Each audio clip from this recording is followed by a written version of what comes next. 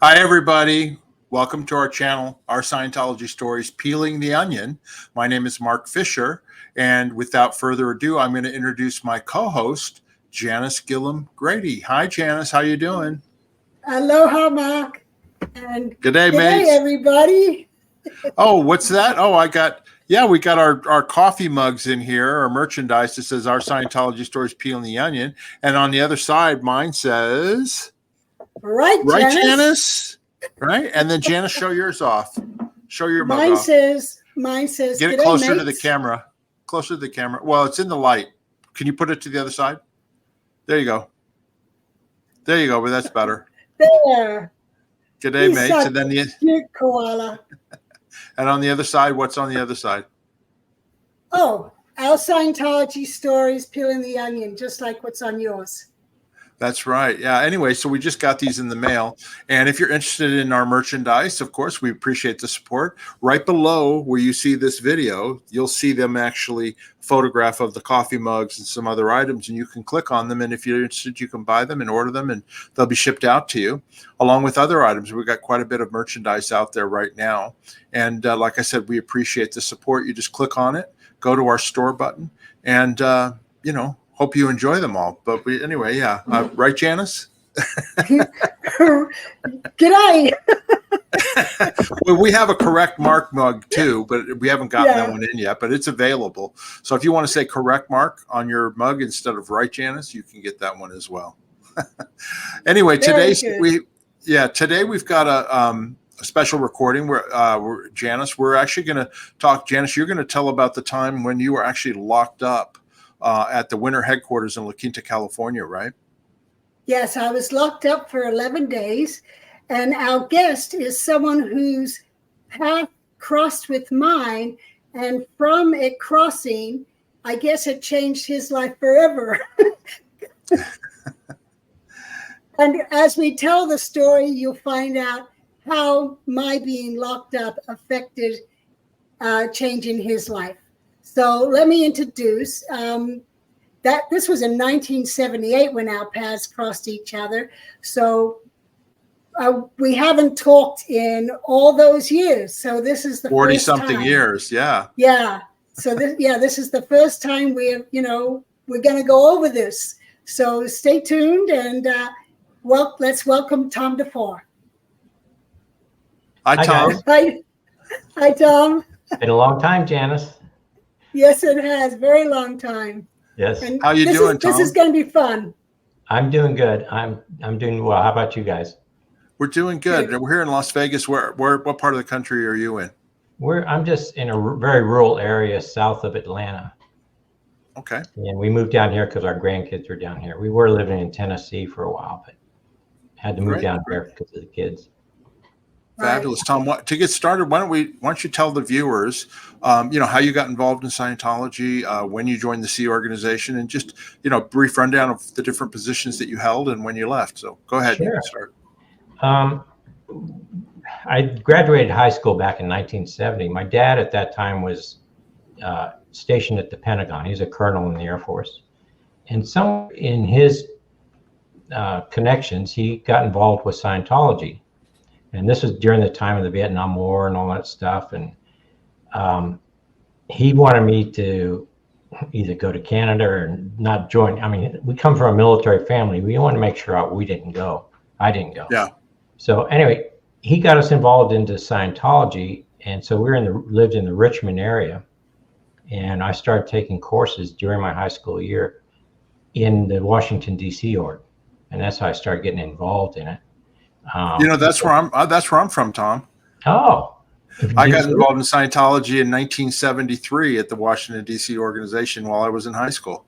Oh, wow. Okay. Similar type of setup there. Yeah. Yeah. So anyway, the day of my graduation, I heard at that time they had the Advanced magazine out, and the Advanced magazine is a bunch of baloney, but it was a lot of stuff about what was happening on the ship, the flagship. And one of the things where, OT-8s can, as is a wall, make a wall disappear. I mean, they had all this total control over space, matter, energy, space, and time. And as a kid, I thought, whoa, I want to do that. And they had ships, and I love big machinery, trains, ships, and stuff like that. So I asked my dad, and he said, sure, go ahead and join them up if you want to. So I flew out the day of my graduation from high school, got on a plane, and flew to Los Angeles. And I arrived in Los Angeles, and the only place I knew where to go was we call it useless. It's USLO, United States Liaison Office. I can't remember what it was. I've never heard that. Useless. Whenever we got orders from them, it was kind of useless stuff, we thought. So the back name was useless, but it was USLO, United States Liaison Office. And they wanted to put me to work right away on a mimeograph machine. Said, new meat in the house, and we're going to just put you to work. And I thought, no, that's not why I joined up. So I just dialed up a taxi, got in a taxi, and found out where the Bolivar was stationed, which was in LA Harbor, and got in the taxi and drove down to the Bolivar and showed up at the Bolivar pretty much unannounced. And I joined up there. And I signed my contract there at the Bolivar. Janice, explain what the Bolivar is.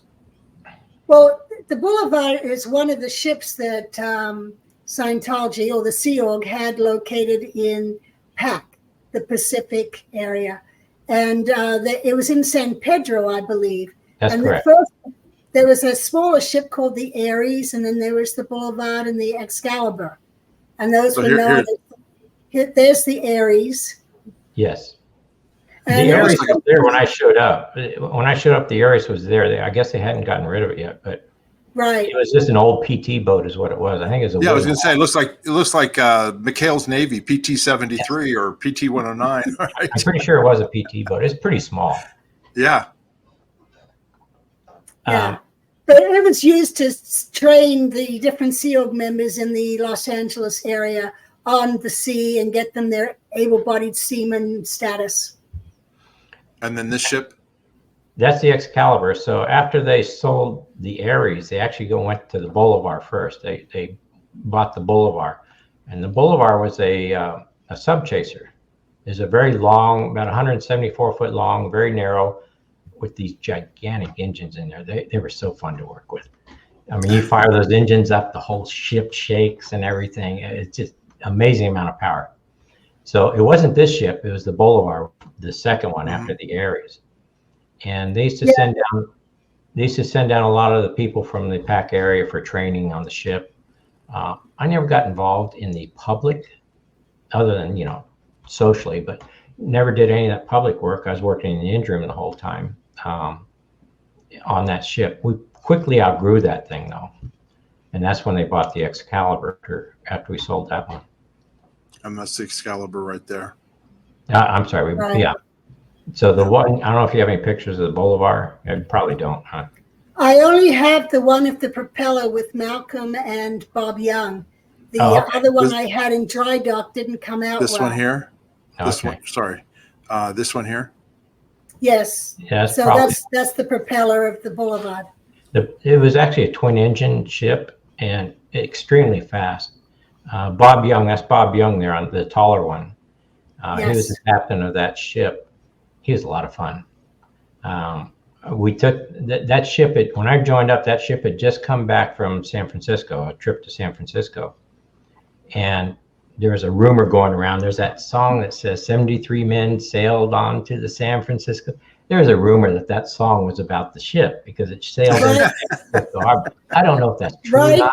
Well, Bob tells the story that it is true. Oh, okay. Right, Captain Ride. And he says that they entered a bar.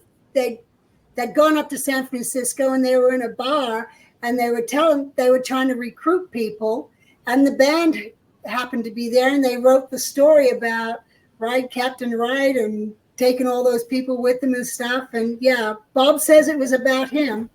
That is probably true, because we actually went to San Francisco on the Excalibur as well, and that was a pretty amazing trip. And I think Bob Young was also the captain at that time, and he's a lot of fun. We'd go into the bars and just like that recruit people. We'd do raids on other Scientology orgs. and pick up a bunch of people in the middle of the night and bring them down to the ship and trying to convince them to stay on the ship instead of going back to the org. But he was a lot of fun. Yes, so Bob used to sail up and down the coast, but was stationed mostly in San Pedro. And my mother would bring her staff down there. There she is on the Excalibur. She bring her staff, and I've got all the photos we'll show in another interview that we do of her with her staff, and David Campbell playing guitar and different celebrities with her. So anyway, she used to take him down there, and she was a big supporter of the ship. That's the Excalibur, right, Tom? Yes, we loved having her come down. I don't know how she was as a mother, but she was a great person. It's always a joy when she came to the ship. Yeah. It always reminded me of Amelia Earhart for some reason. Maybe it's because of the haircut and the uniform that she dressed. But yeah, it was always a real pleasure when she came down. Janice, who's that with her, the gentleman? That is a young Bobby Lyons, Robert F. Lyons. He was an actor. Yeah, and he was one of the beginning people at CC helping her out. Yeah, he and people, Jeff and Robbie Levin. Yeah. Your mom probably, there was a time where the Rolling Stones came down to the ship and they're going to film I guess it's an album cover or something. I don't think they ended up using it. Your mom probably got them involved in coming down to the ship somehow because she was into that, all the actors and actresses. But that's pretty interesting to have the Rolling Stones. I remember I was in the bathroom. Go ahead. Taking a leak, and then here comes the Stones. Two of them were there and came up and just sat and they just chatting like, "Hey, how you doing?" That's why you're in the bathroom. Yeah, they had these urinals all set up, and we're all okay. We didn't compare notes or anything, but good thing. Yeah, no, we didn't do it. But it was pretty. What was it like on the Excalibur and the Bolivar and all that? What was your you lived on there, right? So what was your birthing like? I had it great. I mean, I was trained as an engineer and I was the chief engineer, and it's hard to get rid of a chief engineer because they run the ship, they know how thing, and nobody else knows how to run it. I had my crew, which was it was a wonderful crew. I mean, I had a great time on the ship. Here I am, a young guy, all these people coming down from the PAC area, a lot of girls, and we weren't involved in the training and the auditing and all that stuff. So it was a great time for us. Yeah, is this in the engine room? Yeah, that's Jerry McLarty, who is the chief engineer, and he trained you, right, Tom? That's correct. Yeah. He was good friends with my sister and Bob Young when they all left, but and he was an amazing mechanic. I mean, he had this car that was it was spotless, and I mean, he was just an amazing engineer. I don't know how he was as a person, but as an engineer, he's great. And that's actually on the Excalibur, which was, you can see on the top of his head is the telegraph. So the bridge up on top of the bridge, when they wanted one engine, the starboard engine or the port engine, they would crank this telegraph and it'd come down and show down there. And then the person at the engine, the controls where he is right now, would have to put it in reverse or put it full speed ahead or whatever the orders were. Yeah, we had a similar setup on the Apollo. Yeah, I think most ships do. Yeah. So Tom, you had no experience as an engineer before you were in the Sea Organization, right? I mean, you basically learned from scratch. Just out of high school, yeah. Didn't know anything. But I fit in pretty well. I mean, we got into tearing ships, engines apart. And I mean, on some of the LRH policies, I thought were a little crazy. You had to rebuild an engine after so many hours, whether it's running or not. You had to change the oil every 24 hours. And if you didn't have an oil purifier, that meant dumping the oil, putting new oil in every 24 hours. And you had generators that were running 24 hours a day. And that got pretty expensive, changing that oil. We're going to the fuel docks quite often and pulling in oil and all that kind of stuff. Wow. And then this is on the Excalibur, right? That's Riggs Eckelberry, you said, right? In the middle? Yes, he was another one of my favorite captains. He was a really easygoing guy. I liked Riggs a lot. When we actually sold the ship, the Excalibur, he was the captain. We had a very skeleton crew that delivered it from Los Angeles over to New Orleans. and him and like 4 others of us delivered that ship from there, and he was the captain. It was a lot of fun. That was a great trip. I'd heard that Riggs remained as a ship's officer involved with ships even after he left the Sea Org. Yes, he went to New Guinea. I think he was stationed out of Papua New Guinea, and he was on a small freighter that would deliver supplies to the different places around there. Okay. Cool. I think he's still an active Scientologist, though, too. Is he really? Yeah. Yes, that's what I've heard. Because I tried to get in touch with him, and he emailed me or Facebooked with me, and then he said, "What's your status?" And that's when never heard from him again. Everything shut down. Oh, that's too bad. I thought he had more brains. Anyway, what is this here that we've got? I'm going to show a couple of pictures here. After we sold the Bolivar, we moved on to the Excalibur, and there was a push to get the crew, not the crew, but the captain, the chief engineer, and also the bosuns to have papers. You have to have documents for just the rules of the road out there.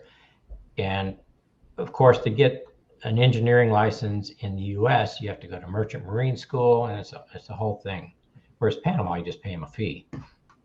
And so that's a picture of me back on the Excalibur, very beginning days. And look at your address, 811 Beacon Street. Oh yeah, where the useless. That's right. That's what it was. Yeah, you're right. Okay. Yeah. And then this is inside too. And then what's interesting about this one, Tom? What did you point out to us?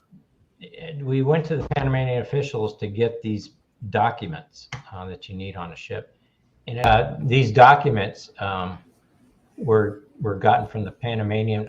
Somewhere in Panama, we got these documents because you can pay a fee to buy these. Something that was interesting to me was it says CIA. I can't speak fluent Spanish or anything, but it says CIA on there and Operations Transport.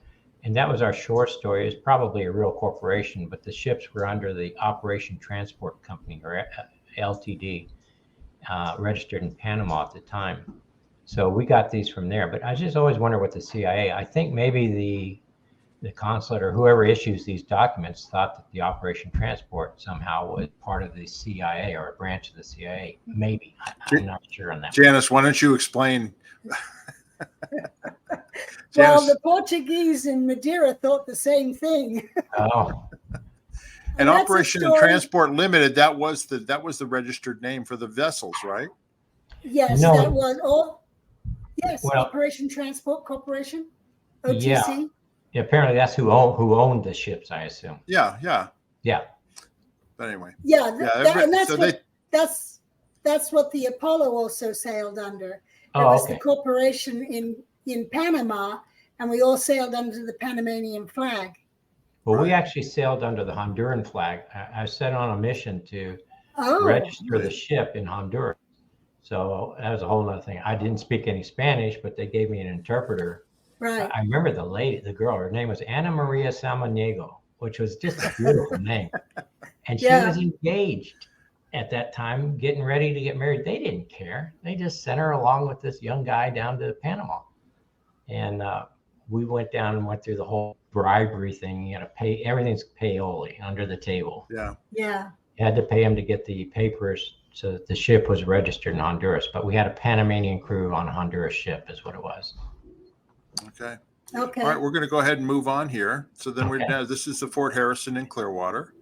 And Janice, explain who these people are. This is what was called UniMed, and they are the original organization that later became Golden Era Studios. They'd worked with Hubbard on the ship, doing photographs when he was, working on the Volunteer Minister's Handbook and things like that. And then Loy Young formed it into an organization once they moved to Clearwater. And this was a picture with some of the same guys who ended up at Golden Era Studios. In the front is Chris Byrne on the left, who we've talked about before. And for one of their shoots, they had a panther. And that's there in the photograph. Oh, And, wow. Yeah. And that's Good thing who Chris was there. looking at. I Yeah, was oh, gonna say, yeah. good thing Chris was there. He was Mr. Animal. He could take care of Oh, any yeah. animal. If that animal got out of control, Chris would have Jumped on handled it. it. Yeah. Jumped on and taken it down. Yep. Yeah. So And then anyway, go ahead. yeah, this is Winter headquarters, which is over the rainbow. And it was several houses that we had in LaQuinta where Hubbard was. And he set up a studio there in 1978. He set it up. And those Unimed people came up around that same time in order to work with doing the cine and the film shooting and so forth. And somehow Tom got in the mix of things and ended up at WHQ. I think Loy had a lot to do with that. They didn't know what to do with engineers when they sold the ships, so they put me in Fort Harrison under some sort of fixing kitchen equipment and that stuff. I hated that. And one of my friends, Colin Freeman, was in Unimed. He was in that picture before, and he talked to Loy, and Loy, she had a lot of pull, I guess. She did things that she could get away with all kinds of stuff. I think she was in good with LRH because she said, "Oh, Tom, yeah, we can use him." And it's Chris too. Chris wasn't in Unimed at the time. So what they did is Colin got us into a bus and sneaked us out of the Fort Harrison because Loy said, "Go lay your low somewhere." So they had a property off of Fort Harrison. I can't remember where it was, but it was someplace where they shot. You probably know that, Janice. But we hid out there, and then they sent the security guards out after us. And we hid up in the trees, me and Chris. And the security guards were all angry, looking around to grab us. And Lloyd just sent the message, just stay low for a little bit, and we'll get you in here. So, but you said hi. Yeah. So anyway, after I got into Unimed, basically did churches. I think you did a program on the churches where we'd set up and do that stuff. That was strange, but yeah, with LRH in there and barking orders to these. Yeah, he was recording the choirs for the tabernacle as United Churches. Yeah. So anyway, eventually they just sent me away from there to when Hubbard moved from Dunedin to LaQuinta. I don't know if that was the order that he went to LaQuinta, the winter headquarters. And when I arrived there, I was basically just driving people back and forth. I was in motor pool, driving people back and forth from the PAC area to here. And we were trained on evasive. I mean, they had 5 Datsun B210s. They're all identical. They're all green. And so nobody know which one's going. They couldn't figure out the whatever. But I'd go out and pick up people. I remember we'd have to blindfold them. A lot of the people coming in, so they didn't know where they were going. It was a strange time. Which is ridiculous because once you get there, you know where you are because other people talk about it. Yeah. But on those Datsuns, those 5 green Datsuns, everything was identical except for one number on the license plate. The last number was all different. Yeah. Yeah, that was. Yeah. But anyway, it was Arbach, Dan Arbach, was head of the recording area, in that area, and he got in trouble or something. They sent him away, and David Wilson took over from Dan, and then David got me into that department. I understand. Now I want to ask you some questions here, Tom. Sure. Okay, so this is L. Ron Hubbard. This is in LaQuinta, where they were filming movies. He started filming his technical training films with his crew, and David Miscavige is there in all white behind the camera in the center of the shot there, and of course Hubbard's there and all that, right? So I was going to ask, was this the first time when you were at LaQuinta that you met L. Ron Hubbard, or what was your interaction? How did you meet him? I met him back on the what was the place we had, the hotel at Daytona. The Neptune. I went to the Neptune and I stayed there. I got to meet all the engineers from the Apollo because we used to write back and forth, which is really good. And then Hubbard. So you got shipped out. You got shipped out from California to Florida when they were in Daytona. That's correct. Yeah, got it. we Okay. sold the ship and flew back from New Orleans back to the Pac area, and then I got from there to the Neptune Inn, and that's where I saw Hubbard for the first time. I think he was driving a red convertible Cadillac. He drove up there, Yeah. and he started telling us about how to clean the windshield, and all the engineers were there, so we were all, oh yeah, we cleaned his windshield while he's sitting in the car, and then he drove off. He's just chatting and stuff. So that was there, and then from there we went to the Fort Harrison to set that up, and then from the Fort Harrison went to the winter headquarters. So the first time I met Hubbard was at in Daytona. Yeah, in Daytona, and then we saw him at Dunedin. There's a place there that he stayed, and somebody, I don't know how I get picked for these places, but then they sent me to the winter headquarters. Got it. Now, this picture you showed us earlier, this is Hubbard in Dunedin at the King Arthur's Court doing a recording, right? I believe so. I believe I went so. there to set up some of the equipment, so I think that's where it was.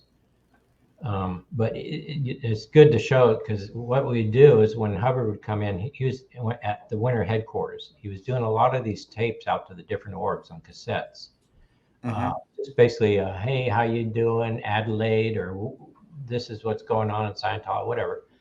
And he used to come down to the studio almost every day for a long time. Recording those things, and I used to mic them up and help with the recording. Me and David were down there, and then a couple messengers were usually there. And there's only 2 times I think that I recall getting yelled at in the Scientology, and one was Hubbard when I was. That's you right there, right? That's you, right? Yes, and if you look in the back, that dark, there's a room back there where they had it. That's where Hubbard would sit on that stool, and we'd put the mics around him, and he had a breakdown. The mics weren't just how he wanted them, and he started yelling and screaming and almost crying. Well, he was just about crying like a little baby because he couldn't get the mic. I couldn't get the mic right where he wanted. I think that's probably why I went through RPF. I'm not sure. You never know why you go to the RPF. You just go. You get pulled out one day. And the other time I got yelled at was on the Excalibur. One of the captains, Captain Alan Long, he used to dress in this white uniform. It's all white. And I said, hey, you look just like a good humor man, an ice cream man. Oh, he hit the rough. Yes. Oh, man, it didn't go over well. He actually became a dealer in Las Vegas. And okay. I went to Vegas one time and saw him. He said, oh, you got to wait a minute, because he had to get off the crap table and come over and talk to us. But he was out at that time. Anyway, this is you again, right? Yes, that's a mix board that I was sent to, I think it was New York, to go get that, to buy that thing. You count the knobs, but I think it was a 16-track mix board, or maybe it's more. And you had no experience in recording either, did you? Right? You learned on the job. In some things, I was a quick learner. I was a slow learner in figuring out that Scientology was a bunch of baloney, but I was a quick learner in some of the stuff that they put me on, like engineering. And David Wilson then taught me quite a bit. David was a South African, and he knew a lot about the equipment because he worked under Dan Arbach. Yeah. And so I got to learn quite a bit there from David. And, we did all the video, also we did dailies. They'd film every day at the winter headquarters, and then they'd have, I think it was a 16 millimeter dailies that they'd have.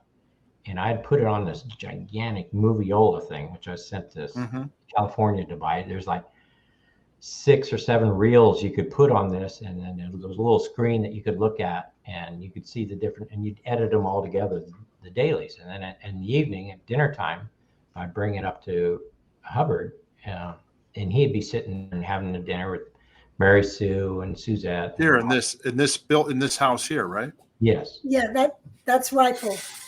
Archie was there. I didn't see. I'm sorry.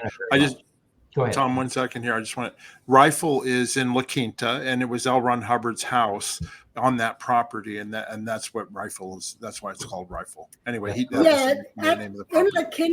In LaQuinta, there were about 4 different houses that we had, and then on top of that, there was like a long house and a little house, and and there was the ranch house, and we had stables and the date packing plant, which is where the audio was all done. But of the houses, we had Palms, Olives, the ranch house, and Rifle. And those were the LRH names. and LRH lived at Rifle. Yeah. I'm going to show the overhead view of Rifle as well. Janice, you want to point out some things there? Yeah, that whole area is Rifle. In the front, up at the top of the picture, you see a little building there. That was the stables, and that was all Hubbard's storage. And then in the back there is the house with the swimming pool, and it was all enclosed, a big wall around the whole place, and then the house was attached to the outer wall. And in the back, in the bottom right-hand corner, was a guest house attached to the outer wall. And there's the swimming pool there. And then in the middle of the main part, there was a big courtyard. So all the rooms were around the outside of the house with the courtyard in the middle. That was a really neat floor plan, I thought. Yeah, I liked it a lot too, except when it rained. Yeah. Well, you had a little bit of a cover over there, and it doesn't rain very often there. Yeah. Yeah. Yeah, and just so it looked a lot different back then. I was just going to say, there weren't any houses around it, right? The houses you see in that picture, No. they weren't there, right? Yeah. No, it was like just empty fields or alfalfa fields, or some lines of tamarisk trees, but mostly alfalfa fields. And we had a garden, but yeah, there was none of those houses were there. I remember I had to change all their names. Everybody had a different name, and it was crazy. Yeah, that's right. That's where he used to have his dinner, and at one time he'd usually sit at the head of the table. And sorry, that's your dog, not my dog. It's my dog's. I'm babysitting a dog. I'll Janice, why don't you say who's in these photos right now?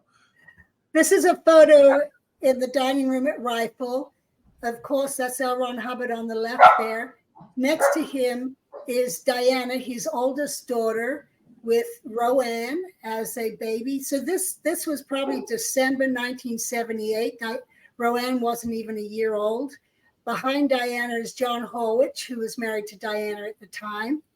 At the end of the table is Arthur Hubbard, the youngest of the Hubbard children. And then on the right is Suzette, who is the second youngest. And then Mary Sue is there at the front right, who is the mother of Diana, Arthur, and Suzette. And there used to be Quinton, but Quinton had passed away about a year before this photo was taken. Oh, a story about that. I remember we were doing the recordings with Hubbard in the recording studio down there. And one of the messengers, I don't know if you were there or not, Janice. No, I wasn't there. They came down and told LRH that his son had died. He killed himself in I think it's Vegas or somewhere. Yes. Really struck me that he had no emotion. He said, okay. And we basically just went back to work. It was just, Wow. shocked me. The other thing that shocked me, while you got that picture up, is he used to have, he would sit at the head of the table. I would set up the dailies behind him with a 35 millimeter projector, and we'd show the dailies to him. And I was in trouble for something. You never know. And I was setting it up, and Ron looked at one of the messengers. I can't remember. It might have been Dee Dee. I don't remember which one. And said, "Is Tom here?" And I'm standing 3 feet behind him, setting up the projector, and he doesn't know I'm there, which it got me thinking, like, what the heck? This guy's OT8. He's supposed to be able to exteriorize from his body. He knows how to control matter, energy, space, and time. And that really got me thinking. And this is about the time where I finished OT3 and I did 7. For some reason, I skipped the 2 in the middle. I did 3 and then 7. And these things just started weighing on my mind. Like, gosh, this is Lily. Hi, Lily. Hi, Lily. You're going to have to go for a minute, okay? So anyway, all these things are coming together at the same time. And that's about the time I blew from the Sea Org. It's during that time. You know, But before you blew, we're going to get to this other step. Yeah. Okay, Janice, let's go. So Janice, why don't you go ahead and introduce this part of the video? Go ahead. Okay. All right. So this is where I'm about 21, 22 years old, living at winter headquarters in LaQuinta. And the picture we're about to show, it was my birthday, and this was an outfit I got. But I'm just showing you this is what I looked like at this time period. And what had happened is there was a whole thing happening of assigning people to the RPF as List 1 Rockslammers. That's why make sure you rock slam that like button. But anyway, so I was labeled as a rock slammer, a List 1 RSer, as in that I had evil purposes against Mary Sue Hubbard. Oh. So I was being assigned to the Rehabilitation Project Force, along with so many other people, all going to the Rehabilitation Project Force for also having rock slams, which is a reaction on the E-meter, which is used in Scientology for counseling. Anyway, so I did not think I was a rock slammer, nor that I had evil purposes. Being who I am, I refused to go to the Rehabilitation Project Force. Stop. Now, once you're assigned to the Rehabilitation Project Force, the Sea Org members outside of the RPF want nothing to do with you. So no one will come to your help or rescue. You have to be handled by the people already in the Rehabilitation Project Force. So I was being left for Bill Lazzaroni and David Wilson. David Wilson had already gone before me. And so they were trying to get me to stay and move into the garage where they had 3 bunks high. This is a picture of palms. And the first building with the door there, that was my brother's room. He and Doreen lived there. But attached to it is a garage. And in there is where the RPF lived. Men and women, 3 bunks high, all in the same space. I was not going to have anything to do with it. So I'm like, I'm leaving. Give me a routing form. I am leaving. I'm out of here. So they put me under guard. And next picture, please. And this is the driveway to the garage. And so they put me under guard in that driveway because since I didn't want to be a part of the RPF didn't want to have me near them. So I spent about 2 days probably in this driveway, walking back and forth with nothing else to do. Sometimes I'd sit down, and the guard they had on me would walk back and forth with me, and then I would decide I'm going to screw with them. So I'd be walking out towards the street, and then I'd break into a run, and I'm running down the street, and then I'd start walking and turn around. And the guard would be freaking out, Janice, no, don't. Anyway, so I would do this just to screw with them. And I'd sleep out there because I refused to sleep in that garage and be a part of the RPF. So then finally they decide that, well, they didn't know what to do with me. And I finally said, I'm going to go see Maria Starkey. Maria was she was over all personnel and ethics at the base. So I start walking off, and Bill Lazzaroni, who was in charge, starts coming after me. And I start running to get down to Maria, and he comes running after me, and he grabs me and stops me. And I turned around and I slapped him and told him to get his filthy mitts off of me. And then he called what is a HCO bring order. And that is where you find the biggest people or whoever to come, and they take control of you and physically hold you down or take you to wherever to calm you down. So they're guarding me while they go and get a room set aside in the ranch house. And then they tell me I can go see Maria. And Maria's office was in the ranch house. And they take me to the ranch house, and I go into this door, and they lock it behind me. I'm in this little hallway room. That's all I've got. And now I'm locked in there. The other rooms, they changed the locks on all the other doors so that they all locked from the outside. And all I had was a hallway. There was a mattress on the floor with some sheets and a bathroom, and that was it. And I was locked in there for 11 days. And during those 11 days, they'd bring me food, they'd bring me vitamins, and they were trying to do, I guess, the destimulation program, try and get me to destimulate, or the interiorization rundown. Anyway, so they had me locked in there. And then one day, someone comes in, I think it was Rich Cohen. He walks in and I'm like, why is Rich coming in here? And he comes in and he's looking around and I'm like, what's he looking for? You know, he doesn't say anything to me because no one was allowed to talk to me. There was a little window and I would look out the window in the bathroom and see the RPF doing things. But anyway, and then he leaves. Well, little did I know that Tom was my guard that night. And Tom saw how I was being treated and blew. Oh, God. We've lost Tom, but go ahead. Keep telling your story because we can finish it up. Well, I was going to have Tom come in now and say what happened with him. But he blew. He's gone. He blew in the middle of the story.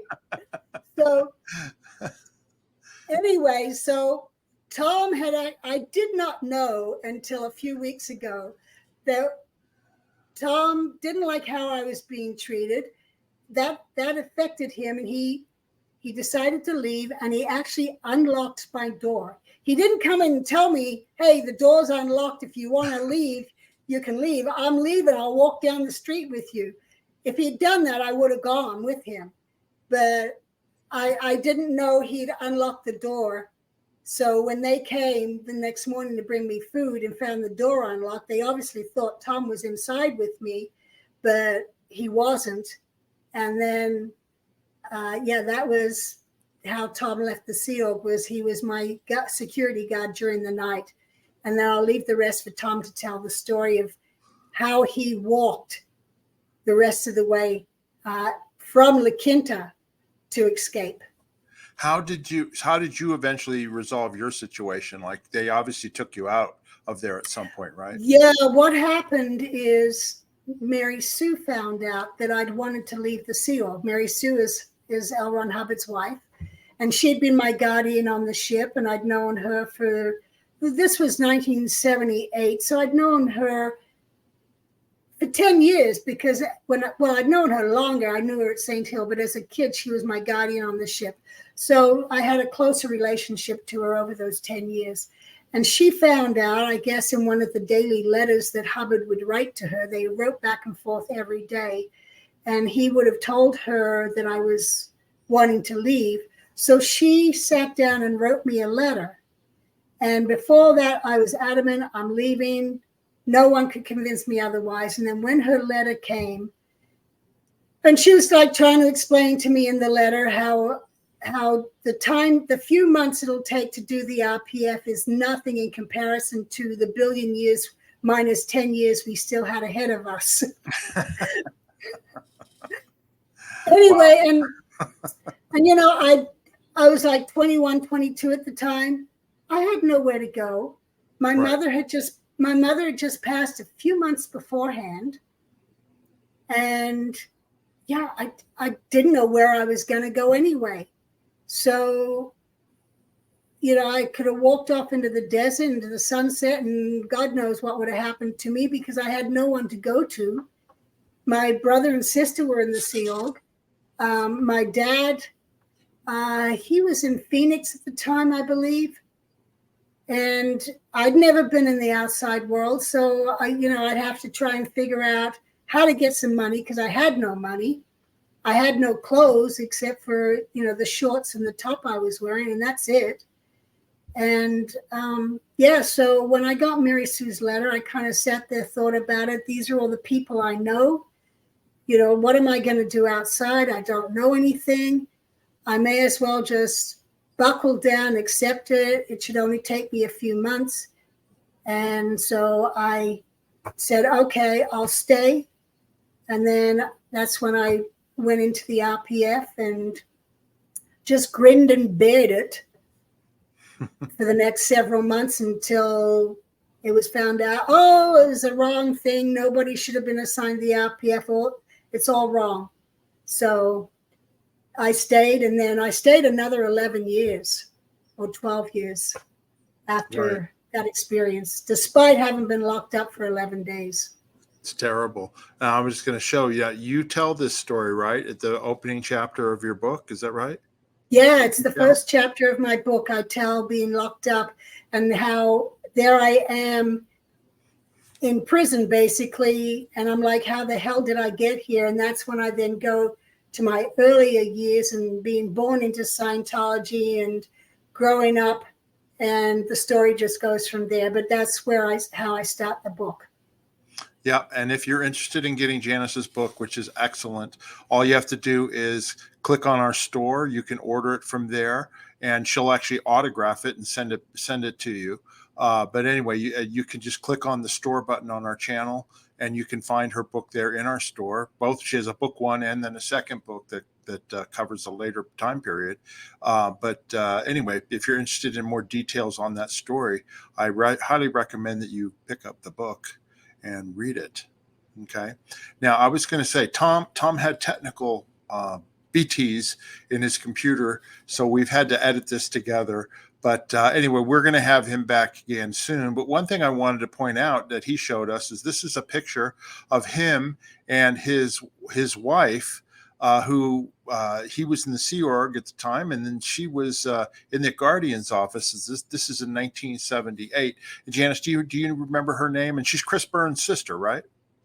Yeah, Chris Burns' sister. Her name is June. June. And go ahead. June has some very interesting stories that we will be interviewing her on. She, having worked in the Guardian's office, she had a little more inside information on what was really going on, that the Guardian's office got in trouble and, raided by the FBI, et cetera. But we'll leave that for June to tell.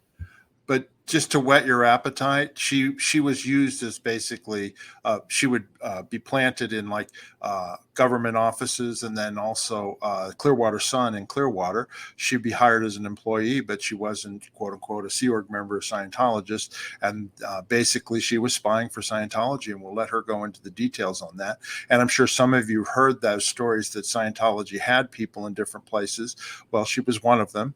And we were going to do our best and get her on here and interview her too, because those will be some fascinating stories. So I just wanted to mention that as well. Anyway, Janice, that's the story about your being locked up and with Tom. We really appreciate him being here, and we're going to have him on again. Is there anything else that you'd like to say, Janice, before we get here? We've got to tell people to please subscribe to our channel at Mark Fisher and Janis Gillham Grady. Right? Yep. And then what's the other thing they need to do? They need to rock slam the like button. That's right. And if you have any questions regarding this, just ask in the comment section. Janice and I check the comments. I check them several times a day and answer any questions that are in there. So please ask any questions. If you feel like becoming a member of our channel, we appreciate the support. It's different than just, subscribing to the channel. You click on the join button, and we have different levels of membership, which have different perks. And if you become a peeling master, which is our top level, we have monthly one-on-one live streams with our peeling masters. And also you get an autographed copy of Janice's book for becoming a peeling master. So just click on that join button, follow the instructions, and away you go. Okay. Anyway, that's it for this show. We hope you enjoy it, and we're sorry for the technical difficulties, but I still think it's interesting. And anyway, if you have anything else, Janice? Just tune back in when we get Tom back on so that he can finish his story on how he got away. Absolutely. Okay, everybody. Till the next time. Bye-bye. Bye.